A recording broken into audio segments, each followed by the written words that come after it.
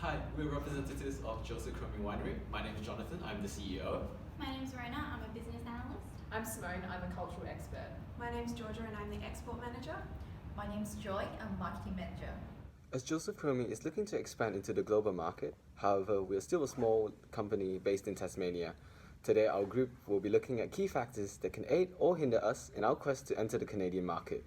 Now, I will pass it on to Georgia, who is currently at the site of Josef Chromy, to give us an introduction to the brand. Here in sunny northern Tasmania at Josef Chromy Wines. It was established in 2007 and in the first 4 years of operation accumulated 14 trophies and 170 medals, making its launch extremely successful. It currently sells under 3 labels: the Josef Chromy label, which currently stocks 19 varieties, Pathik, the more informal label, which currently stocks 4 varieties, and Star, the high-end and exclusive brand, which currently stocks a Chardonnay. Josef Chromy currently has distributors in Australia, Europe and East Asia, and we will be coordinating its export to Canada and recommend a limited range of Pinot Noir, Chardonnay and Cabernet Sauvignon from the Josef Chromy label. These wines will be distributed through the Liberty Wine Merchant stores in Vancouver and will be directed to our target audience of those who purchase wine to enjoy when entertaining friends and family. This initial selection of wines will attract a wide audience with its prestige, affordability and brilliant quality. A full environmental analysis will be conducted by our team and recommendations will be provided for a successful launch in the Canadian market. I'll now hand over to Rona, who will assess Canada's economic environment. Thanks for that, Georgia. With a population of over 37 million, Canada indicates a large potential market size. In 2018, Canada was ranked the 10th largest economy in the world by GDP.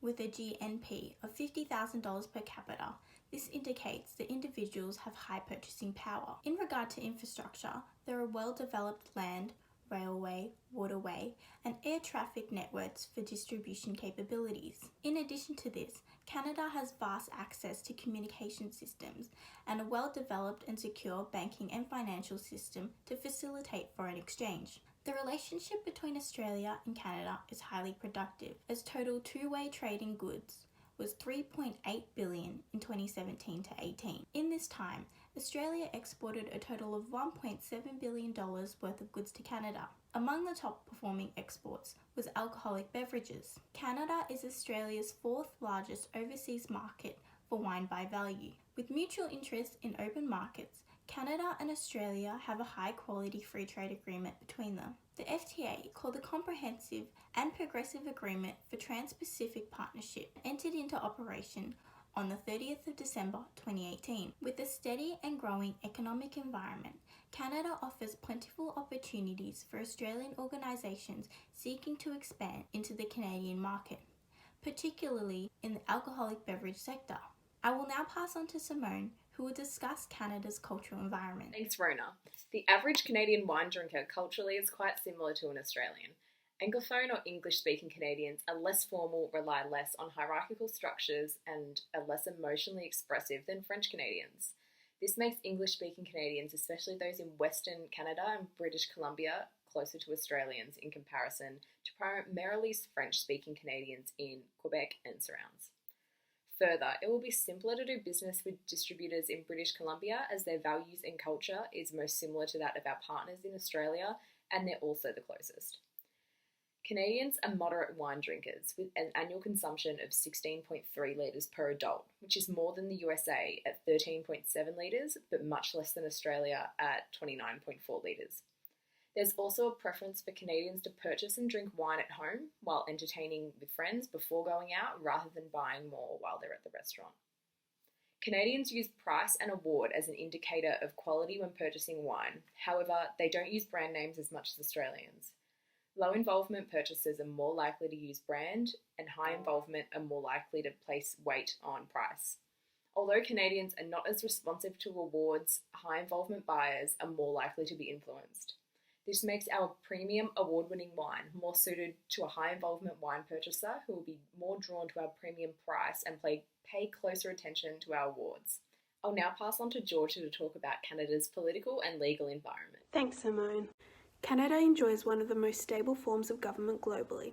It's considered a full democracy with traditions of liberalism, egalitarianism, and a moderate political ideology with a focus on peace, order, and equality. Most contemporary Canadian governments have taken a moderate, centrist approach to decision making, seeking to balance growth, stability, and economy with relatively progressive policies on development, social issues, and environmental protection. Canada has consistently ranked highly in the Ease of Doing Business Index. This index measures the regulations directly affecting business in a country and the extent to which the political and legal systems in place support or hinder business. Canada's high ranking indicates improved regulations for businesses and stronger protections of intellectual property rights. Pursuing a progressive trade agenda is one of Canada's most recent policy priorities and aims to focus on progressive approaches with trading partners in areas including small and medium-sized enterprises.